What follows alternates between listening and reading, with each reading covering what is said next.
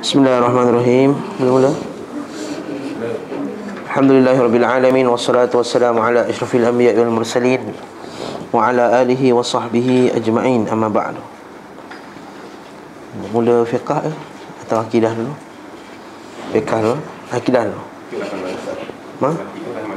Saya rasa fiqh ni perbincangan ni boring sikit. Jadi kalau buat lepas makan kan dia dah mengantuk. Perbincangan yang apa, mungkin sebab bab yang awal ni biasa kita dengar dah kan. Jadi tajuk dia tu kurang apa, kita kata hanya ulang kaji saja. Jadi kita sambunglah pengajian kitab fiqh kita, kitab Matan Abi Suja'. Bab masih lagi dalam muka surat 9 kan, hukum memakai bekas dari emas dan perak. Kenapa bab ni diletakkan dalam masalah kitab wudu, sedangkan dalam kitab-kitab fiqh yang lain sebahagian kitab juga disebut dalam bab makanan. Kalau kita tengok bab ni, hukum memakai bekas dari emas dan perak ni, sebahagian kitab fiqh ataupun sebahagian kitab hadis disebut dalam bab makanan. Dalam bab makanan, bab adab makanan. Sebab apa?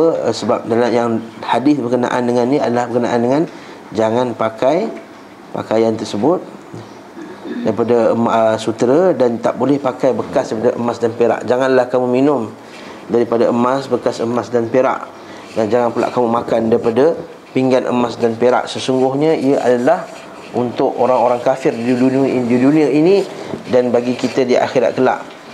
Cuma para ulama letakkan juga hadis ni dalam bab ni sebab dia nak bagi tahu kita tentang ambil wuduk kan. Kita kena tahu, kena faham orang Arab dahulu ataupun orang zaman dahulu, dia bukan macam kita buka pipe macam ni, dah keluar dah air kan.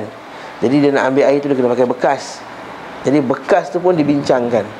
Kalau tengok sebab sebelum ni bekas daripada kulit, betul tak? Kulit boleh ke tak pakai? Kita bincangkan masalah ni bahawa mazhab Syafi'i, apa saja jenis kulit kecuali anjing dan babi boleh dipakai untuk dijadikan sebagai bekas air. Begitu juga dalam masalah bekas ni pula, dalam masalah emas dan perak ni kita tak dibenarkan pakai emas dan perak kiasan. Kalau dikiaskan ataupun kita kata kalaulah makan tak boleh, minum tak boleh, pakai tak boleh, maka begitu juga tak boleh digunakan untuk ambil wuduk. Sebab itulah ulama mazhab Syafi'i telah sepakat mengatakan bahawa emas dan perak ni tak boleh pakai untuk digunakan seharian. Emas ke, sudu ke, garpu ke, semua tak boleh. Hanya dibenarkan untuk wanita ialah untuk perhiasan saja. Jadi sudu emas tak boleh, garpu emas tak boleh. Begitu juga dengan sutera. Orang lelaki tak boleh langsung gunakan untuk pakaian, dan lelaki dan perempuan tak boleh pula buat untuk jadikan tilam dan juga bantal apa semua, tak boleh, tak dibenarkan. Wallahu ta'ala alam bisawab. Dan kita ada masalah sikit lagi. Dia kata apakah hukumnya kalau bekas yang kita tampalkan, memawah, tampal dengan emas dan perak. Sebenarnya kita kata pendapat yang kuat dalam mazhab Syafi'i, dia kata tak boleh juga ditampal dengan emas dan perak, tak dibenarkan. Wujud padanya hadis ya, Nabi SAW menampal bekas dengan perak, tapi seorang ulama kata bila dah tak ada tampalan yang lain tu boleh. Itu pun kata mazhab Syafi'i, ditampal dengan perak tu pun bukannya di patri masalah kita. Ada salut tak boleh, patri pun tak boleh. Yang Nabi buat tu dah ambil kemudian diikat saja. Kalau kita orang Arab, dia bekas-bekas daripada batu. Dia masak nasi ke, pernah kena pergi kedai Yaman tak? Pergi kedai Yaman, minta syukah ke apa ke, ada bekas tu dia dihidang dengan bekas batu. Kalau pecah batu tu dia akan ambil dan diikat dengan dawai besi ke apa ke. Itu sebagian ulama kata dibolehkan. Sebagian ulama kata boleh buat macam tu. Namun kata di sini dia kata at-tafsil, dia kata yang boleh hanyalah kalau sementara. Yang boleh hanyalah sementara. Kalau kekal emas dan perak tadi sebagai untuk menampal tadi, tak dibenarkan langsung. Jadi kesimpulannya apa? Jadi kalau pinggan tu ada tepi-tepi tu ada emas tak boleh, salut emas pun tak boleh. Ustaz, pinggan saya ni pinggan apa tu, porcelain, tapi disalut dengan emas pun tak boleh. Sebenarnya salut ke, tampal ke, apa pun tak dibenarkan dalam mazhab Asy-Syafi'i. Innahu yuhram.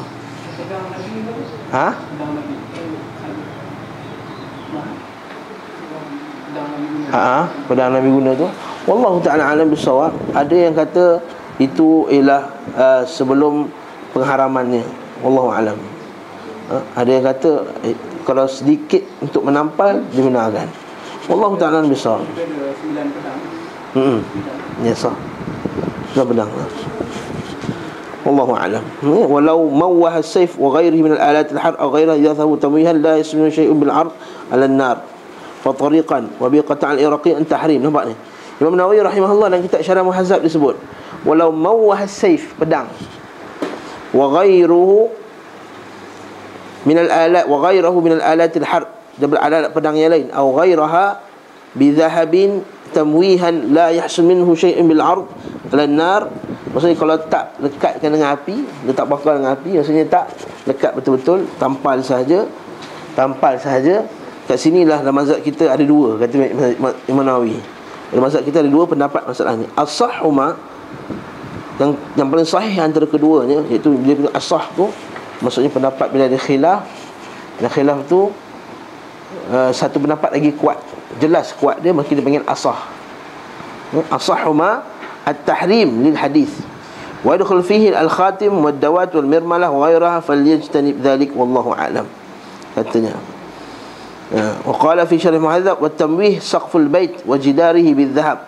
Itu juga kalau kita buat bumbung apa semua, bumbung rumah, wa jidarihi bil-dhahab dengan emas awil fiddah haramun qat'an, tak boleh juga.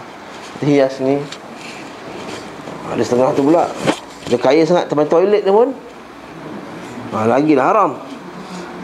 Thumma in hasala minhu shay'in bil 'ard 'ala an-nar hurrimat istidamatihi, haram juga kekalnya. Wa illa fala wa tabi'ahu min ar-raf'ah 'ala al-jazm bidzalik wallahu a'lam. Ini mazhab Syafi'i punya perbincangan. Bab seterusnya, hukum bersiwak pula. Senangnya macam inilah, selamatnya jangan makan langsung lah. Walaupun ada qaul kata boleh. Dia kata yang selamatnya, dapat yang lebih selamat adalah tak boleh pakai langsung lah. Asal tak boleh lah. Tak boleh sebenarnya. Ini guru saya berkata sekarang ada gigi emas, tak boleh sebenarnya. Termasuk juga masuk perak yang perak yang gigi emas. Gigi emas. Okey, ada satu orang mesti tanya, ustaz apa kau pakai braces? Apa braces? Braces sebut dia. Macam ni, hukum pakai braces ni dua isu yang lain. Isu dia sama ada, kalau dari segi perubatannya, doktor gigi kata kalau tak pakai braces dia akan menyebabkan cacat. Maksudnya gigi dia faham lah kan, gigi dia akan jadi macam ni ke kan. Jadi dia kena pakai braces, itu tak ada masalah. Tapi kalau gigi dia dah elok, cuma nak nampak macam artis punya look like kan, nak kena lagi cantik lagi, nak luruskan lagi, maka ini tak dibenarkan. Sebab dia dalam bab mughayyarat khalqallah, mengubah ciptaan Allah SWT. Al-mughayyarat khalqallah, merubah ciptaan Allah. Kalau segi perubatan, doktor kata memang kena buat. Awak kalau tak buat nanti gigi awak jadi macam ni, nanti mengaji kan Bismillahirrahmanirrahim, tak boleh, susah nak mengaji. Ada sekarang macam tu kan? Ada tak? Jadi dia doktor terpakai kan, tak masalah. Wallahu a'lam. Ataupun saja nak cantik semata-mata. Ini pengharaman penggunaan ni adakah disebabkan perkataan emas tersebut? Maksudnya emas tu daripada segi barang dia ataupun daripada segi bermewah-mewah? Sebab ada perhiasan lain, contohnya macam onyx, batu-batu yang cantik. Soalannya dalam masalah ni juga ulama bincang. Dia kata dalam bab ni, kalau kita tengok dia kata boleh tak kalau kita bekas-bekas yang kita gunakan daripada batu-batu permata, dia kata amma awani ghaira adh-dhahab wal fiddah, adapun bekas-bekas daripada emas dan perak, fa in kana min al-jawahir an-nafisah, kalau dia daripada batu-batu dan yang berharga kan, dia kata kal yaqut wal fayruz dan semuanya utama kan, batu-batu apa permata ke apa ke, dia kata fahal tuhram, adakah diharamkan juga? Dan kitab ni sebut fihi khilaf, ada khilaf dalam kalangan ulama masalah ni. Qila tuhram, dikatakan haram juga, lima fiha minal khuyala was saraf, dan diambil daripada emas dan perak tadi, maksudnya pembaziran dan juga kesombongan, digunakan bila gunakan emas dan perak dalam bekas makanan dan minuman tadi, bila ada unsur kesombongan tadi, dia kata oleh itu pakai batu-batu tadi pun tak dibenarkan juga, kerana padanya ada unsur kesombongan. Maksudnya masa sebut kuliah lepas kan, bayangkan benda tu berharga, kita buat bekas makanan je, buat bekas wuduk je, patutnya digunakan dalam tempat-tempat yang lebih berfaedah. Harga tadi, harga makanan tadi, harga bekas tadi. Wa kasrul qulubul fuqara, menyebabkan hati orang kaya bila tengok orang miskin akan tengok, Allah, orang kaya ni sombongnya, nampak dia buat bekas untuk ambil wuduk dengan bekas emas. Was-sahih, tapi was-sahih kata kita ni kita Kifayatul Akhyar, Kifayatul Akhyar, dia kata was-sahih annahu la yuhram, sahih tak diharamkan, wala khilaf annahu la yuhramul ina alladhi nafasatuhu fi san'atihi. Maksudnya tidak ada khilaf kalau nak pakai bekas mahal-mahal, tak ada masalah. Sebab apa? Wala yukrah kalabsil kittan was-sawaf wan-nafisain. Sebab apa? Li adami dalil, kan tidak ada dalil padanya. Dan tidak ada dalil padanya. Nampak, ini ulama-ulama kita ni bila bercakap dia mesti hujah, dia mesti ada dalil. Bila buat haram ada dalil. Daripada dalil tadi dia keluarkan sebab apa? Hikmahnya. Tapi hikmah itu tak dijadikan asas kepada pengharaman. Tak jadikan asas kepada pengharaman. Contohnya bekas tadi. Memang pakai bekas emas dan perak melambangkan kesombongan. Tapi ustaz, kalau pakai batu permata melambangkan kesombongan juga. Tapi kat situ tidak ada dalil padanya. Jadi kita terhenti dalam bab ibadah khusus. Saya sebut banyak kali dah. Dalam bab ibadah khusus kita mesti terhenti kepada dalil. Tak boleh kita kata hadza halal wa hadza haram tanpa ada dalil. Ya? Khair insya-Allah. Silakan.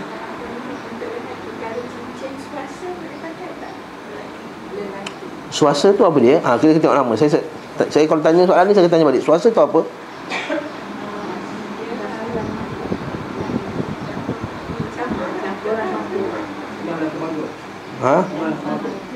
Campuran emas dan tembaga. Kalau campur emas tak boleh. Emas tak boleh. Campur ke perak tak masalah. Campur pun tak boleh. Selagi ada emas tak boleh. Di kaedah fiqah dia, apa yang haram sedikitnya haram banyak. Apa yang haram banyaknya haram sedikitnya. Apa yang haram banyaknya haram sedikitnya. Haramnya emas tu kalau pakai banyak haram, sedikitnya pun haram. Arak haram banyaknya, sedikitnya pun arak tu jadi haram. Maksudnya orang kata arak minum banyak yang haram, minum sikit tak mabuk tak haram. Tak, apa yang haram banyaknya kaedah dia haram banyaknya. Kaedah kedua pula, kaedah fiqh, iaitu bila istima' al-halal wal haram, bila bergabungnya halal dan haram, ghulibal haram, haram mengalahkannya. Contohnya, kita ada satu makanan, padanya ada sedikit khinzir. Bila istima' al-halal wal haram, bila berkumpulnya halal dan haram, kaedah fiqh, ghulibal haram, haram tu menang, walaupun haram tu sedikit. Jadi kaedah macam tu lah, wallahu a'lam. Macam white gold. White gold ini, adakah dia tu gold? Soalan. Adakah dia nama saja gold, ataupun memang dia hanyalah satu bahan yang lain berbeza daripada emas, yang kita hanya namakan dia gold? Soalan. Macam kita kata beer. Beer haram tak? Ginger beer? Root beer. Root beer, ginger beer, nama dia dah beer dah. Sebab tu kita kata kaedah dia al-hukum alal musamma la alal isim. Hukum tu ke atas hakikah, la alal isim. Hukum tu ke atas hakikat dia, bukan atas namanya. Jadi kalau kita kata emas putih tu, adakah dia bahan yang sama daripada emas? Soalan. Tak tahu, kena cek dulu. Okey. Kalau tak tahu kena cek. Sebab saya pun tak tahu. Saya pun macam mana orang wanita, ibu-ibu sekalian, emas putih tu emas ke? Platinum tu apa? Bukan emas. Jadi boleh lah, tak ada masalah. Sebabnya haram emas dan perak. Emas, lelaki emas, dia lagi mahal. Tak kira batu permata pun lagi mahal daripada. Kita pakai batu permata boleh tak? Boleh. Jual murah tu isu lain lah kan. Mana emas kuning ni kan, emas merah ni. Wallahu alam. Dia kata, guru kami dulu kata, kamu tahqiqkan dulu, adakah dia itu nama dia emas putih itu, adakah dia emas yang telah dibasuh-basuh jadi putih? Contohnya. Kalau macam tu lah hukum dia, maka tak boleh lah sebab dia emas. Ataupun dicelup dengan benda ke jadi putih kan. Tapi kalau dia memang satu bahan yang lain, berbeza daripada emas yang dia ma'ruf, yang dikenali, maka dia bukanlah emas. Bila bukan emas, tak termasuk dalam larangan.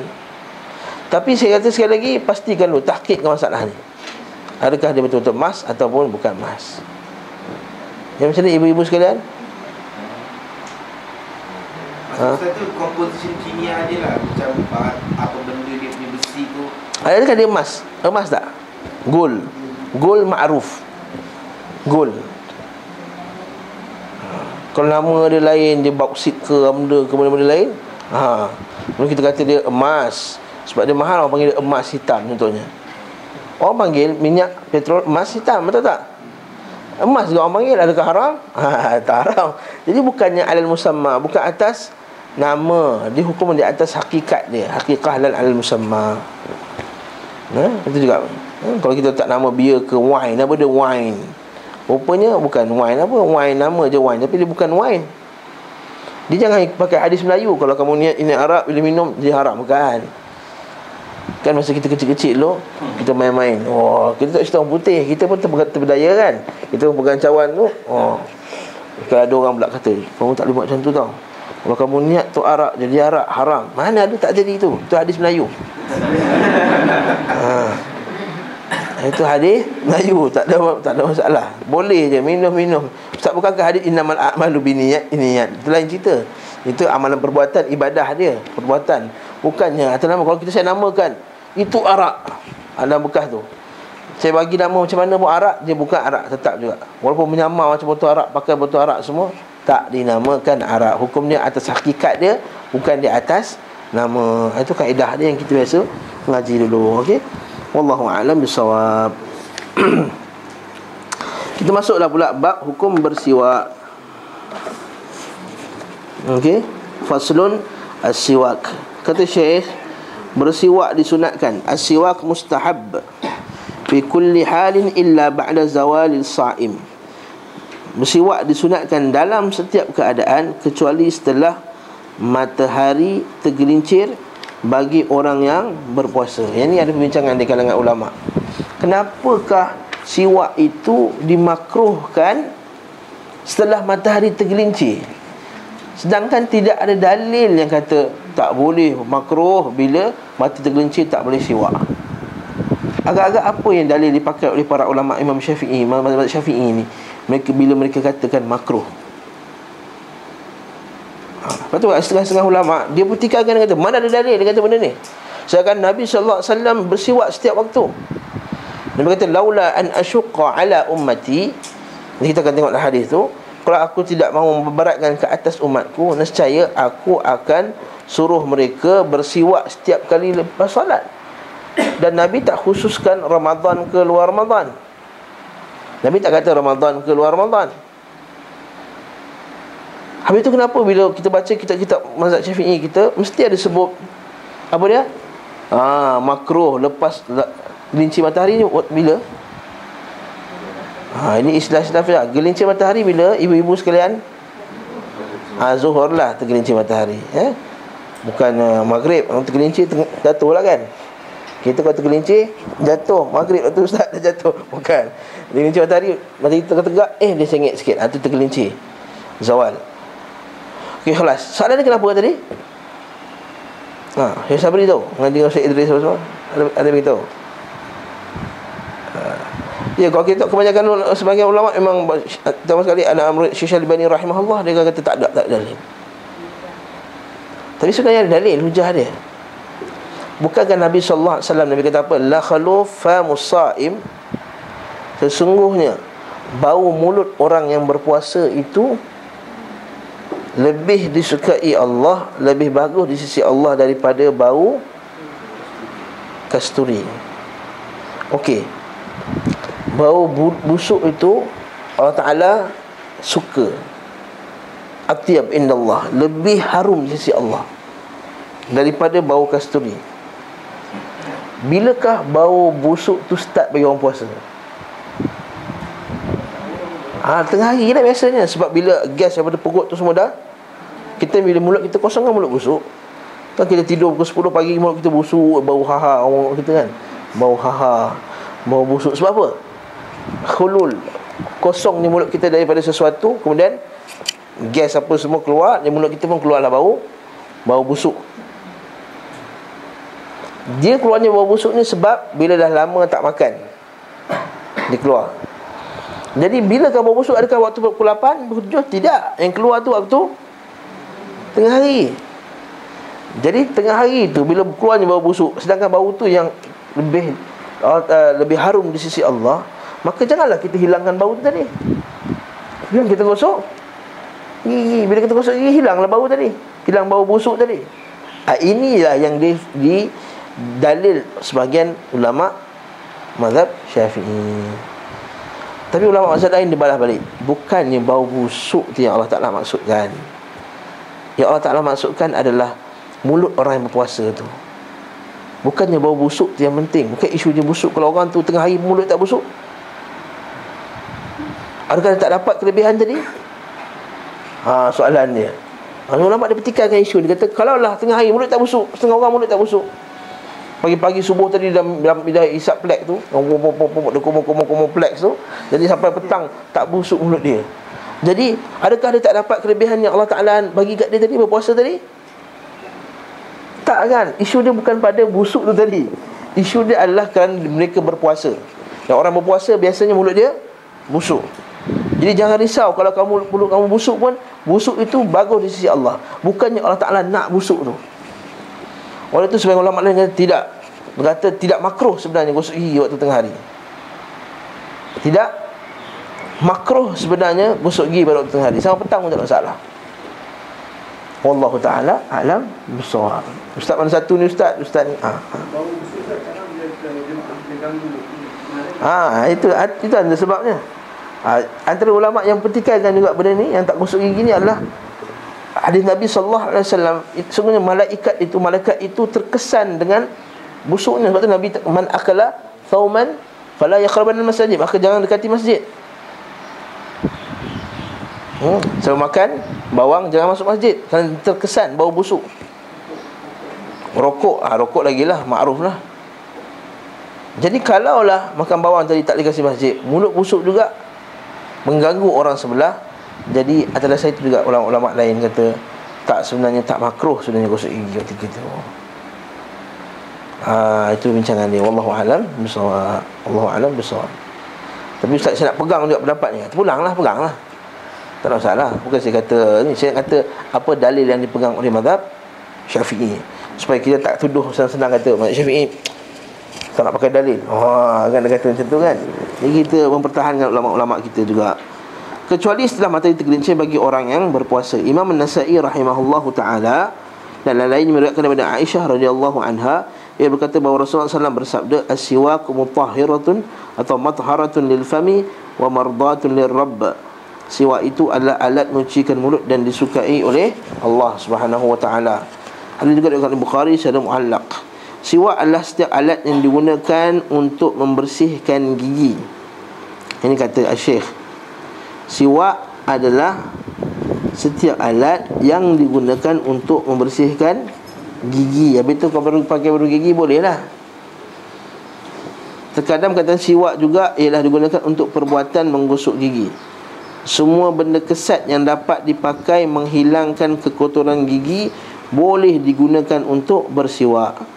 Sementara yang lebih utama adalah memakai kayu arak yang sudah terkenal. Kayu tu apa? Arak, kayu siwak yang kita biasa pakai itulah. Betul Nabi kata, alaikum bi udil hind. Kat atas kamulah hendaklah memakai ud al-hind. Ud al-hind apa ni? Kayu hind. Maksudnya kayu yang digunakan untuk siwak yang biasa kita pakai tu kan. Jadi itu afdal. Itu tidak syak lagi. Itu lebih afdal. Sebab Nabi kata alaikum. Nabi peganglah kamu pada kayu tadi. Walaupun kalau kita pakai buat gigi lain pun boleh juga, tak ada masalah. Boleh juga nak pakai berugi gigi biasa pun termasuk juga. Cuma kita kata jangan pula bagi orang berugi gigi tu dia memperlekehkan pula orang pakai kayu sugi tu, kata apalah ini zaman dulu punya. Tak, ini lebih afdal. Kalau kata sini ini lebih utama daripada memakai kayu arak yang sudah terkenal. Cuma mungkin cara pemakaian tu menyebabkan orang rasa geli. Tahu tak? Setengah orang ni bukan sangat dia nak marah orang siwak ni. Kadang-kadang orang siwak ni cara dia tu nampak geli. Kita bukan marah sangat pasal isu pakai siwak tu. Kadang dia siwak depan dia. Mungkin setengah-setengah budaya Arab ataupun setengah-setengah budaya orang Pakistan tak kisah depan orang. Betul tak? Budaya tu depan orang macam ni. Okey? Tapi kalau kita budaya tu tak apa nak selesa, tak usahlah buat macam tu, buatlah masa ambil wuduk. Orang tak geli. Betul atau sebelum solat tapi soroklah macam ni. Tu masuk roket. Itu bukannya pada kadang-kadang cara simpan pun juga kena juga. Bulu tercacak jatuh macam ni kan. Kadang-kadang orang nampak benda tu nampak tak bersih. Jadi orang rasa macam tak nampak. Jadi sebenarnya bila kita kata kau ni tu tak suka siwak kau tak suka sunnah Nabi, bukan, isu dia bukan tu. Isu dia adalah cara kamu menggunakan tadi. Kalau kamu gunakan dengan cara yang bersih, nampak elok, tak ada masalah. Betul, Nabi SAW sebelum solat dia akan siwak. Kita ni kurang. Waktu mazhab Syafi'i dalam mazhab yang bab siwak ni sangat kuat sebenarnya. Kita je kurang. Kita nampak orang Pakistan yang kuat Hanafi. Sebenarnya dalam 4 bab mazhab tu, mazhab Syafi'i lah yang paling kuat sekali dalam bab bersiwak, dalam menggalakkan bersiwak sebelum solat dan juga sebelum wuduk. Ada 2 hadis dalam masalah ni. Ada 2 hadis iaitu sebelum wuduk dan juga sebelum solat. Dan Nabi SAW bila bangun pagi saya bangun tidur, yashushu fahu bisiwak, kan? Dia akan bangun, dia akan tengih mulut dia dengan siwak bila bangun tidur. Itu sunnah Nabi SAW. Okey, semua. Dalam hadis lain Imam Bukhari dan Muslim, daripada Abu Hurairah radhiyallahu anhu bahawa Rasulullah SAW bersabda, la khalufu famis saim atyabu indallah min rihim misk. Ini yang saya sebut tadi, bahawa mulut orang yang berpuasa lebih harum di sisi Allah daripada wangi minyak kasturi. Nampak? Bau mulut orang yang berpuasa biasanya terjadi semenjak tergelincirnya matahari, dan penggunaan siwak dapat menghilangkannya. Oleh kerana itu ia dimakruhkan bagi orang yang berpuasa. Ini tadi sebab ni hujah kenapa mazhab Syafi'i memakruhkan perbuatan bersiwak lepas zuhur. Hukum bersiwak sangat dianjurkan dalam 3 keadaan: ketika berubahnya bau mulut disebabkan banyak diam, atau kerana lama tidak makan dan minum, atau kerana memakan makanan yang menimbulkan bau mulut. Ini galakkan, makan petai ke, makan jering ke, makan rebung ke, makan apa ke. Okey, terutama sekali boleh termasuk dalam siwak. Ketika bangun dan tidur, nampak tu Rasulullah qama min al-lail yashushu fahu bisiwak. Rasulullah bangun tidur untuk salat malam, beliau menggosok giginya dengan siwak.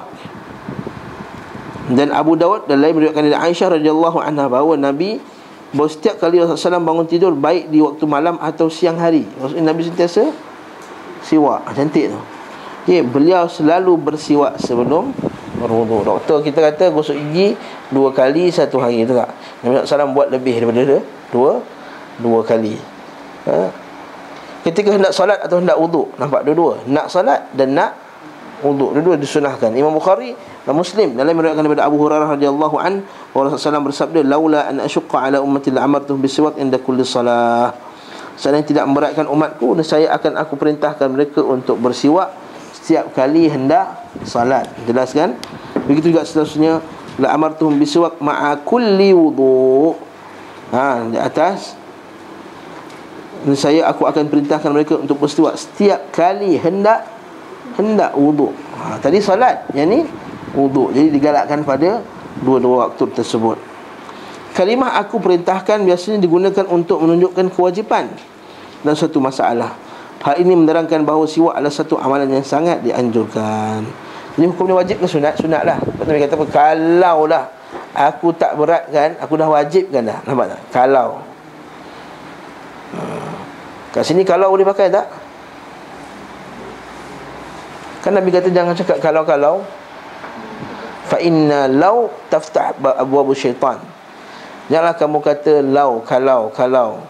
Sebenarnya kalau itu membuka pintu syaitan. Betul ni Nabi cakap kalau ni. Jika dan kalau samalah. Ustaz saya tak pakai kalau, saya pakai jika. Itu samalah. Lau tu bahasa Arab, jika dan atau kalau. Macam mana? Boleh ke tak boleh? Kalau ni untuk benda yang kita menyesal, benda yang lepas, tu tak boleh lah. Kalaulah malam tadi aku tolak awal sikit, mungkin aku dah sampai awal lagi. Kalaulah ngaji, mungkin dah jadi pandai. Kalaulah aku tak masuk sekolah ni, aku tak jadi macam ni. Kalau tak boleh, itu tak boleh. Itu taftah bab syaitan. Seolah-olah kita rasa kita pula pedang qada dan qadar. Kalau tak jadi benda tu, kita jadi macam ni.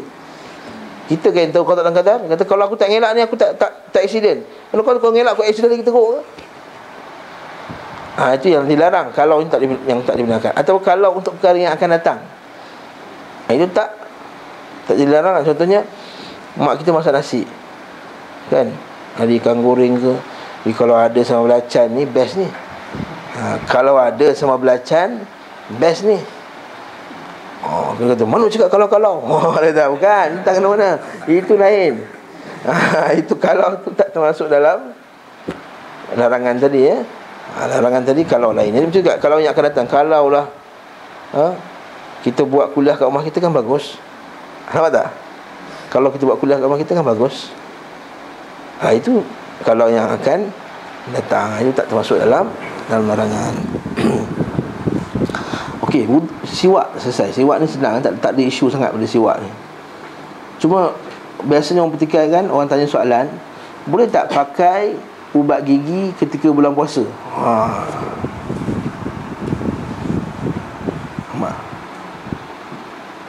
Selama ni kita gosok gigi kan, dah bertahun-tahun dah gosok gigi. Saya tanya tuan-tuan dulu, boleh ke tak boleh?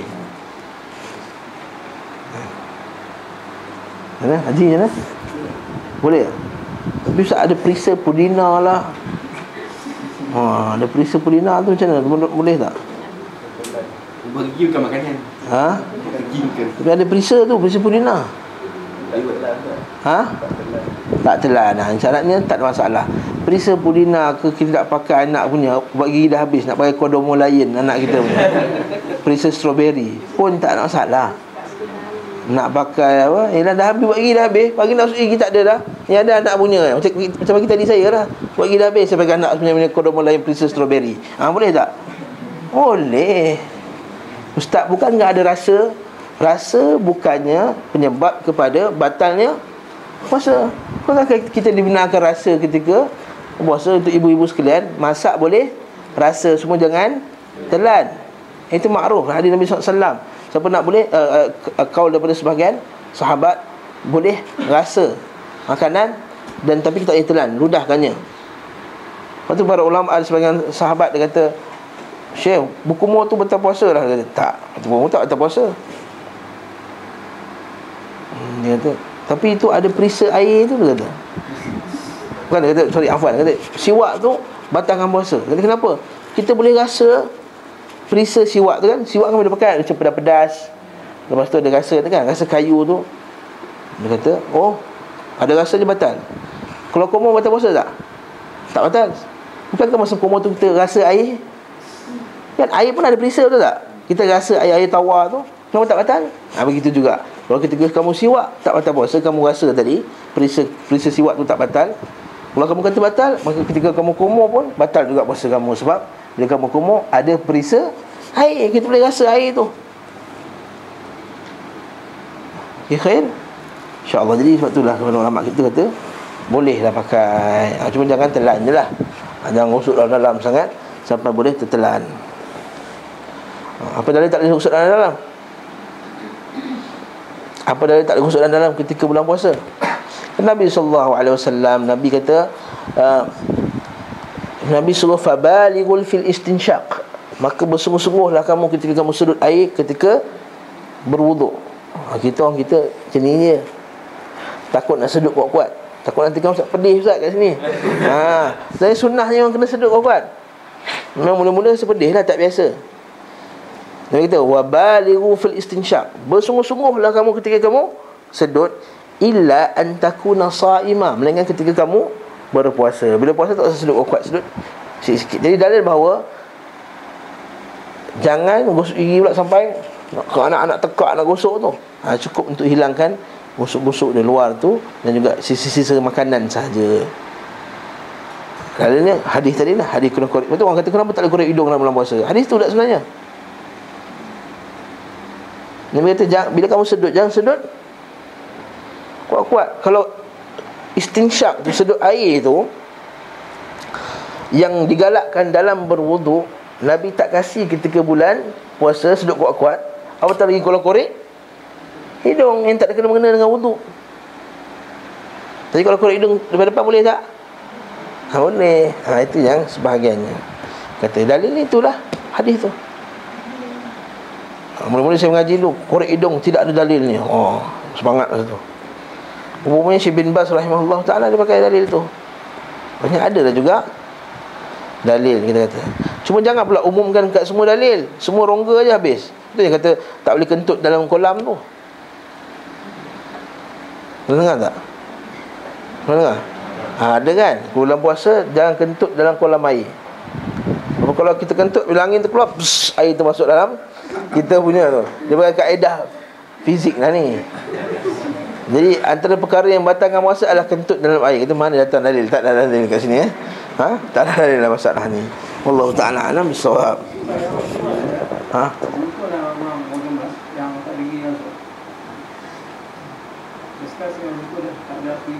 Jadi terlepas dia masalah siwak. Dia boleh juga membersihkan gusi-gusinya. Ambil sunat membersihkan gusi-gusi dia juga. Sebab Nabi kat sini, nampak tak? Yashusu fahu.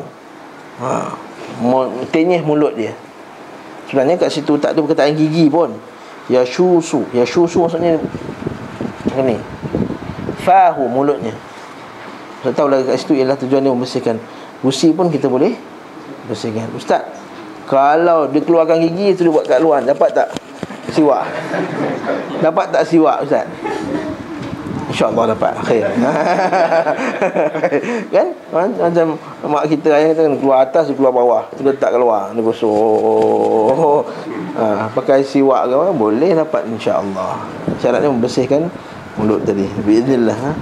Bersihkan gigi paisa dekat paha juga. InsyaAllah. Sebab tujuan dia adalah kebersihan gigi tadi. Tujuan dia untuk bersihan gigi dan kewangian mulut tadi. Allahu a'lam bissawab. Masuk gigi waktu nak masuk rumah ni ada. Yes, Nabi SAW betul. Sunnah Nabi SAW, Nabi bila masuk rumah berjumpa dengan ahli keluarganya, Nabi akan masuk gigi dulu. Jadi barulah isteri tu, suami cium, abang ni mulut busuk dah. Nampak tak? Dia dah bersihkan dulu. Sunnah Nabi SAW tu ya. Sah. Sunnah Nabi SAW. Ni kalau dalam kitab Kifayatul Bahrul Mazi. Bahrul Mazi itu disebut dalam kitab tu ada berapa, lebih kurang 10 tempat kita digalakkan bersiwak. Nak mengaji pun galakkan juga untuk bersiwak. Nak beristimak, perjumpaan manusia yang ramai-ramai digalakkan juga untuk bersiwak. Untuk baca Quran digalakkan juga untuk bersiwak. Okey.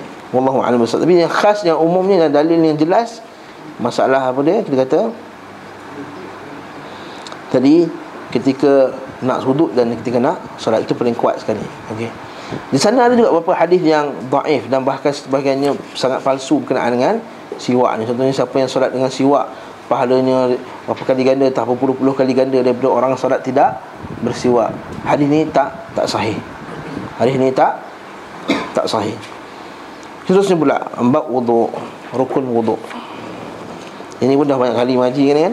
Kita ulang kaji je lah. Rukun wuduk ada 6. Dia kata an-niyah, berniat ketika membasuh wajah.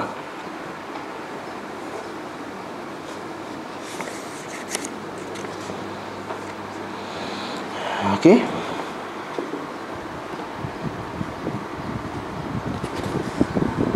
Ya.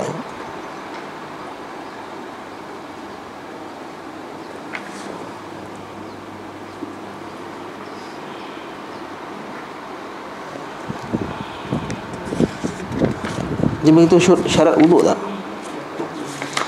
Buku ni tak ada buat syarat wuduk. Kita buat syarat dulu, syarat wajib wuduk. Syarat wajib wuduk ialah pertama Islam, Jadi kalau orang kafir berwuduk, tak dikira wuduknya. Zaman sekarang ni ada orang kafir nak pakai tudung, orang kafir nak puasa, orang kafir nak salat. Kita kata buat-buatlah, tak ada pahala bagi kamu. So, kamu syirikkan Allah Subhanahu Wa Taala. Islam yang kedua memayyiz. Jadi anak kecil setahun 2 tahun tu tak memayyiz lagi. Berapa umur memayyiz? 7, sah.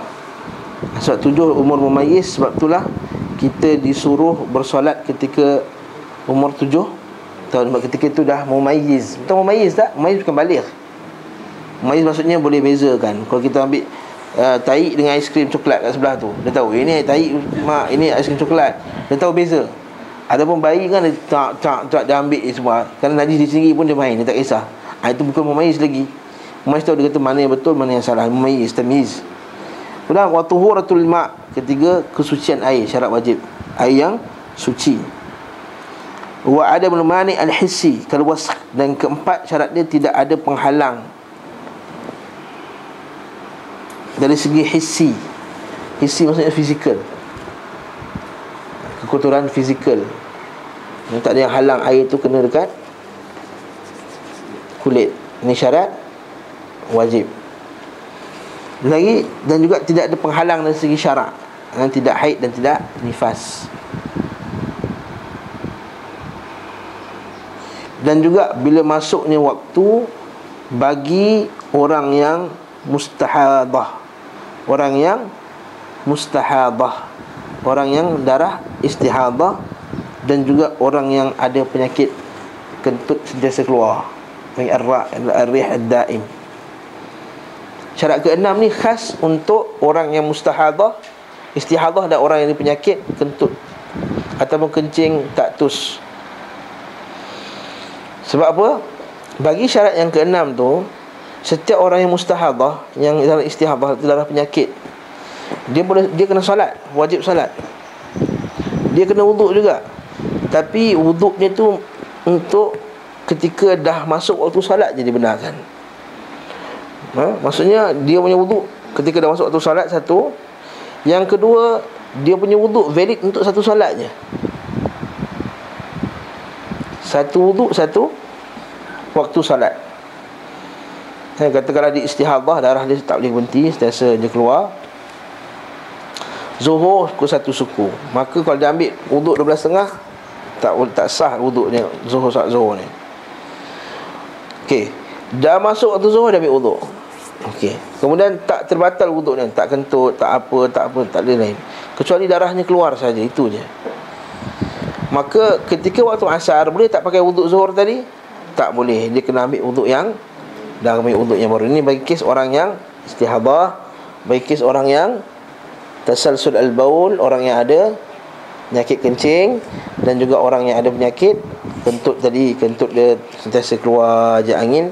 Begitu juga orang yang penyakit yang seumpama dia lah, yang tak boleh kontrol ni lah, sentiasa keluar air mani.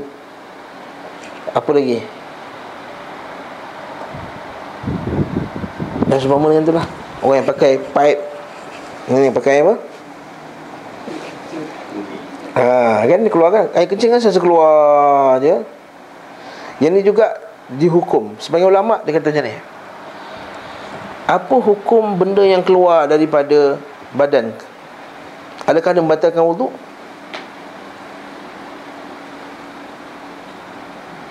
Contoh, cucuk darah keluar, batal wuduk tak? Tak batal wuduk. Okey, Ustaz, tapi kalau kencing kita tebuk kat sini, ia batal. Ustaz, kalau tebuk atas, kat sini tebuk untuk keluarkan isi perut, kan ada gas apa, air perut kat sini, cucuk kat sini, batal tak wuduk? Sebagai ulama macam Syekh Abdul Hasan Abdul Ghaffar, dia asingkan. Sebagai ulama tu dia asingkan apa di atas, bahagian atas ni pun dikencing dan ke bawah, ke atas, kalau tebuk keluar pun keluar isi perut ke apa, tak batal wuduk. Apa yang bawah ni membatalkan wuduk. Maksudnya kalau pergi kencing tu kan, kita tebuk kan, setengah orang ada penyakit prostat ke apa kan, bagi keluarkan kencing tadi, maka bagi tu batal wuduknya batal. Jadi sama hukumnya macam perempuan darah istihadah tadi. Darah istihadah tadi apa dia? Yang sentiasa darah keluar, jadi dia kena ambil wuduk setiap kali waktu salat.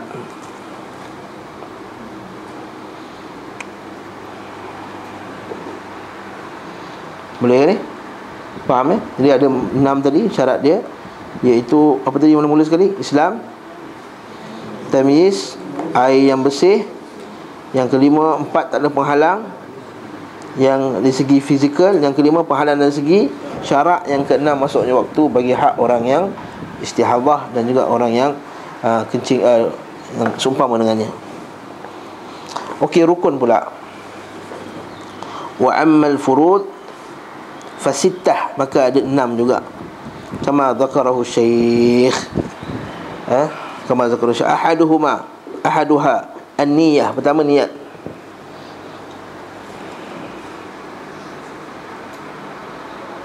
Ketika membasuh wujud, membasuh wajah. Yang kedua, berniat ketika membasuh wajah.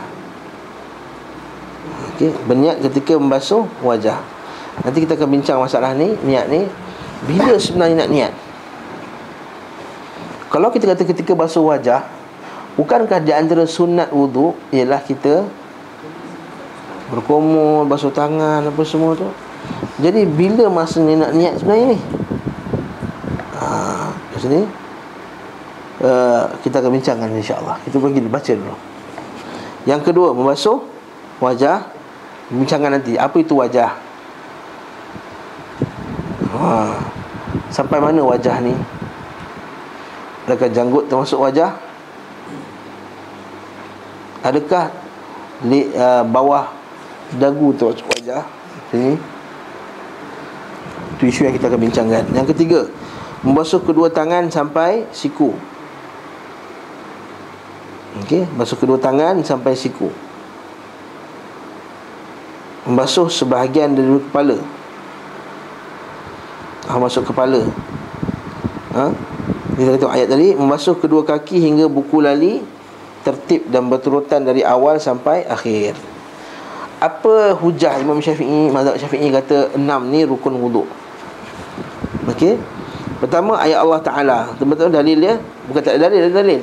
Ya ayyuhalladzina amanu, wahai orang yang beriman, idza qumtum ila salah, bila kamu nak dirikan salat, faghsilu wujuhakum, basuhlah muka kamu, wa aydiyakum ilal marafiq, dan tangan-tangan kamu sampai siku, wamsahu biru'usikum.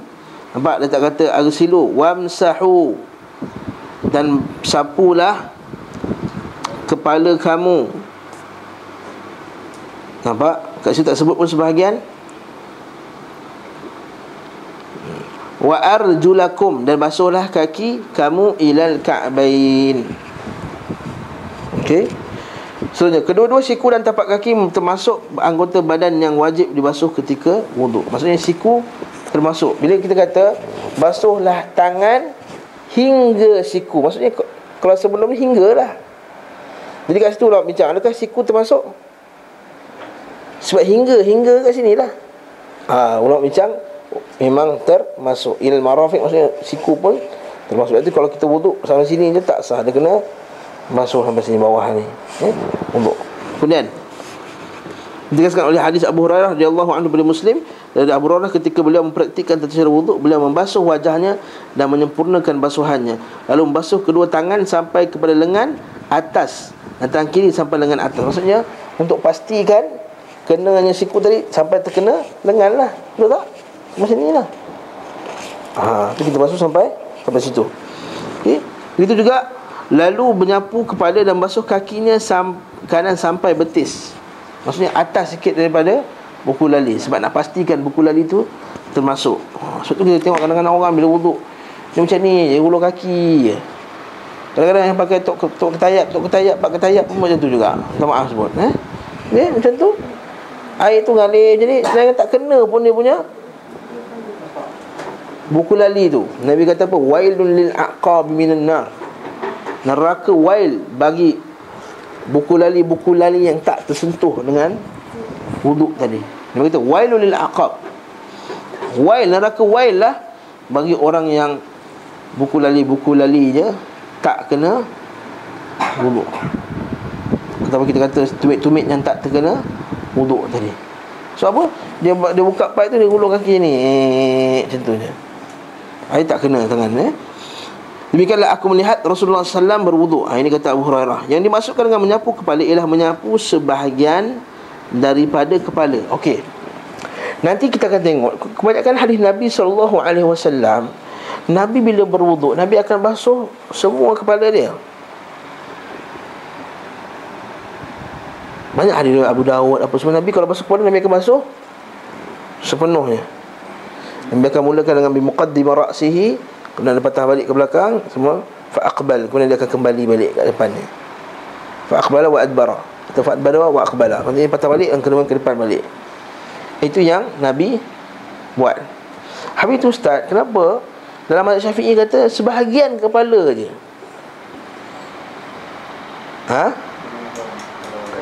Apa dia?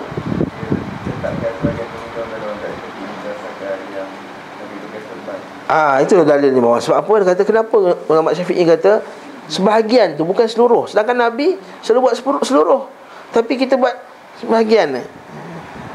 Kan kita kan, kalau ada remos tu lagi, ada buat remos je. Kita buat macam tu. Kenapa? Sebab dalilnya, ini hadisnya. Satu hadis sahih Muslim, Nabi SAW berwuduk dan mengusap ubun-ubun dan serbannya. Nabi ada serban, Nabi tolak serban belakang sikit ni, Nabi sapu, kemudian Nabi usap atas serban. Nabi sapu sikit depan ni, kemudian Nabi usap atas serban. Jadi kat ubun-ubun kat sini lah yang dia kata dia, itu kita buat kat sini ni. Tapi tidak lagi kita tengok. Sebenarnya Imam Syafi'i kata digalakkan basuh satu kepala. Yang kita buat ni Imam Syafi'i yang paling minimum sekali lah. Jadi sebenarnya dia bukan mengikut Imam Syafi'i sebenarnya. Imam Syafi'i suka buat satu kepala sebenarnya. Sekejap lagi, sikit lagi kita jumpa. Jadi itu yang hujahnya, dia kata sebahagian. Itu hujah dia, maksudnya sebahagian. Kerana mazhab lain kata kepala ni, satu kepala wajib. Dia kata satu kepala tu wajib. Betul ustaz, yang Nabi buat pakai serban tu. Sebab tu Nabi buat serban tu, Nabi buat sapu atas serban sebagai gantinya sapu atas kepala, dia kata. Nabi tak pernah buat wuduk macam ni je. Nabi tak pernah buat wuduk macam ni je. Wallahu a'lam bissawab. Okey. Dia mengatakan Aisyah radhiyallahu anha, setiap kali Nabi SAW bangun tidur, apa tadi? Ubun-ubun adalah bahagian depan kepala dan ia merupakan sebahagian daripada kepala. Oleh kerana itu, manakala Rasulullah SAW hanya mengusapnya, itu bererti yang wajib untuk diusap ialah hanya sebahagian daripada kepala.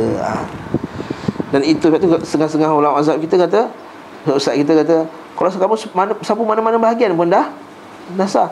Ambil wuduk, kalau boring lah ustaz, asyik macam ni, nak tepi lah. Sah tak? Sah. Dia kata sah. Dia kata sebahagian kepala. Boring lah depan, atas lah. Tapi syarat dia, kalau kita buka kitab-kitab fiqah macam kita Al-Majmu', kata mesti manabitus sya'ri, mestilah kepala itu kena kepada tempat rambut tu tumbuh. Manabitus sya'r. Sebagian orang dia buat atas remus dia tu, tak betul sebenarnya. Rambut dia macam ni, tu dia tak sah. Sebab dia mesti manabit itu apa? Tempat pucuk dia, apa tempat? Pucuk pula apa tu? Tempat tumbuh tu lah. Tempat dia punya akar tu kita sapu kat situ, kat situ. Baru dia sah, bukan macam tu ni. Tu kita betul sapu betul ni kat sini. Okey. Dan itu dapat dilakukan dengan mengusap bahagian mana saja selama masih lagi dalam kategori kepala. Sebab tu banyak ulama bincang pula, adakah telinga termasuk dalam kepala?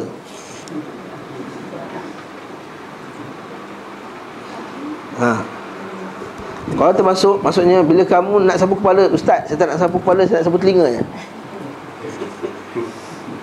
Sah tak? Kalau ini ulama Syafi'i bila dia hujah balik setengah mazhab bila sebut kepala, dia kata telinga tu termasuk dalam kepala. Oleh itu telinga pun wajib basuh. Telinga pun wajib basuh. Sebab tu kalau kita tengok sebagai mazhab, dia terus basuh telinga. Sebab bagi dia telinga tu part of kepala. Ulama Syafi'i dia balik. Kalau macam tu, kalau telinga is part of kepala, kalau kita ambil wuduk, saya tak nak basuh kepala kat atas, saya nak basuh telinga. Macam ni je. Contoh ni. Dah sah tak sapu kepala tadi? Kalau orang kata telinga is part of kepala.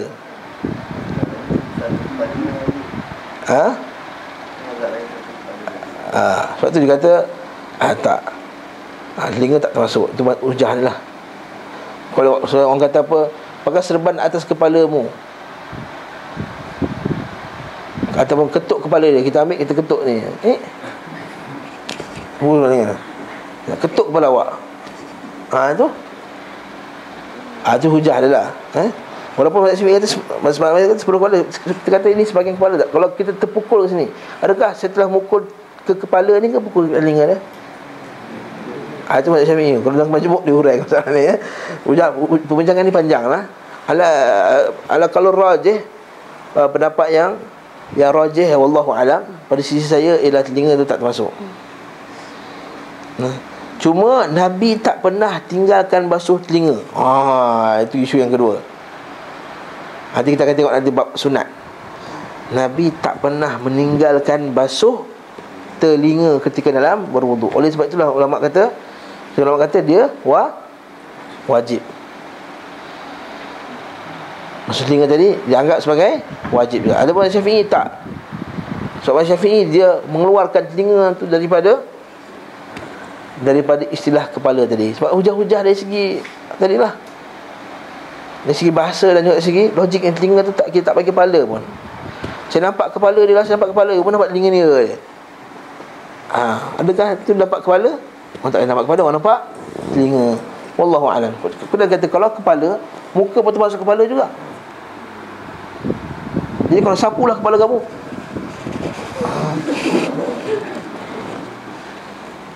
Jadi dia sebut kepala dimakrufkan. Ialah kepala yang ni. Allah, ini perbincangan ulama lah ni. Cuma saya kata ada valid reason juga kenapa mazhab lain kata telinga tu wajib, kenapa Syafi'i kata telinga tu tak wajib. Ada sebab tadi, masalah dalam memahami nas, masalah dalam memahami istilah kepala. Sebab tu dia kata inilah sebab ulama kita berbeza pendapat. Orang tanya, ustaz, kenapa Quran sama, hadis sama, tapi ada juga perbezaan mazhab? Ini maksudnya cara memahami nas tadi. Itu menyebabkan mereka berbeza pendapat. Wallahu a'lam bissawab. Ustaz, dia ulang tu, dia tak sapu, dia ambil pipe, dia tembak. Tak sunnah lah. Ini tak suruh basuh kepala, dia suruh sapu kepala. Maksudnya dia kena sapu. Mesti bila sapu, mesti ada sentuhan. Tuang air, dia bukan sapu. Sah tak? Tak sah, dia kena sapu. Dia kena sapu. Sebagai orang kata, dia kata wuduk itulah meratakan air pada tempat-tempat yang diperlukan rata air. Jadi kalau dia tuang air pun, air tu kena tak? Sah tak? Sah. Dia kata sah, tapi tidak khilaf. Itulah khilaf sunnah. Macam orang niat wuduk, saja aku wuduk Allah Ta'ala, pum tu kena kolam, fur keluar kat sana. Dah dilap. Dah wuduk belum? Dah. Saya tanya, sah tak wuduk dia? Soalan, sah tak wuduk dia?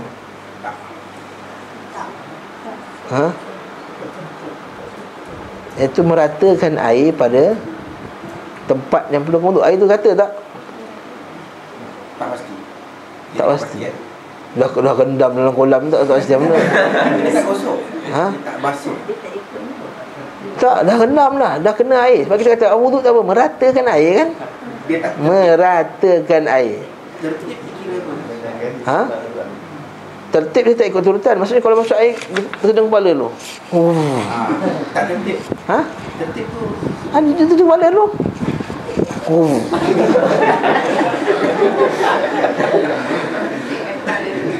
Ini sekadar buat sembang-sembang lah ni ya. Sembang-sembang. Saya kata wuduknya sah. Wuduknya sah. So, tercapai maksud meratakan air pada anggota wuduk tadi. Tapi sekali lagi kita kata tidak ikut sunnah Nabi SAW. Tak ikut sunnah Nabi SAW. Ya. Oh, soalannya bandage ataupun simen. Kalau dalam mazhab Syafi'i, dia kena buat dua-dua sekali, tayamum dan wuduk. Dia kena tayamum dan wuduk, wuduk dan tayamum sekali. Wuduk pada tempat yang mana mampu kena wuduk, dan tayamum tu sebagai ganti tak boleh kena air tadi. Okey, namun pendapat ini tak disetujui oleh sebahagian ulama yang lain. Dia kata apa?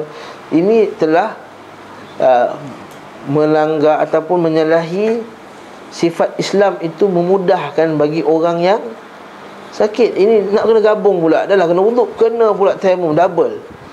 Memberatkan lagi ada, bukannya meringankan lagi. Dan tak wujud pada zaman Nabi SAW berlakunya gabungan antara wuduk dan tayamum. Jadi dia kata macam ni, wuduk macam biasa, sapu saja air di atas, sapu saja tangan yang basah tu di atas bandage tersebut. Sapu saja di atas bandage tersebut. Contohnya kalau tangan kita bersimen, kita basuh muka, tangan kanan tu basahkan tangan, sapu. Bukan basuh tau, basuh kan basah pula tangan tu. Kena kurap pula dalam tangan simen tu kan. Maknanya sapu di atas, atas tadi, mana bahagian boleh basuh, basuh, mana tu disapu saja. Kerana ini dah yang telah dikemukakan oleh Majlis Fiqh Antarabangsa dalam perjumpaan dia. Dan juga inilah fatwa Lajnah Daimah, orang ulama besar dari Arab Saudi dan tempat-tempat lain. Maka dia kata inilah dia yang lebih tepat dengan fiqh Islam gitu. Wallahualam. Tapi kalau tuan juga nak ambil juga pendapat kena ambil lah. Itu pendapat yang wajih juga, wajih pendapat yang ada juga hujahnya. Sebab itu Allah Ta'ala kata bila kamu tak mampu nak guna air, wa in fatayammamu sa'idan tayyiba. Allah Ta'ala kata kalau tak mampu maka tayammumlah. Maka dia kata sebab tak mampu nak guna air, maka dia tayammum. Habis tu yang lain tu mampu, maka berwuduklah. Jadi digabungkan dua pendapat tadi. Jadi dua-dua ada hujah dan hadis dalil cara faham tu. Cuma pada pendapat saya ikut fatwa Lajnah Daimah dan juga Majlis Fiqh Antarabangsa bahawa yang lebih tepat sebenarnya adalah hanya cukup untuk sapu saja di atas tempat yang luka tadi. Sebenarnya kata tak, kenapa? Kerana kalau nak sapu atas tu, dia kena berwuduk dulu sebelum pasang tadi. Kita kata macam mana orang accident apa semua nak wuduk, macam mana? Dah accident atau patah-patah mesti orang doktor dah ambil tu simen kan. Tak kena hukum tu. Lagi menyusahkan lagi. Nak pula lagi kalau ada luka apa semua, tak nak berwuduk sebelum luka tu. Dah melanggar tadi sifat Islam yang dia kata ad-darar yuzal. Ad-darar yuzal, darurat itu yuzal, ditolak. Dan ada berlakunya darurat, maka kita kena buang darurat tadi, ad-darar yuzal.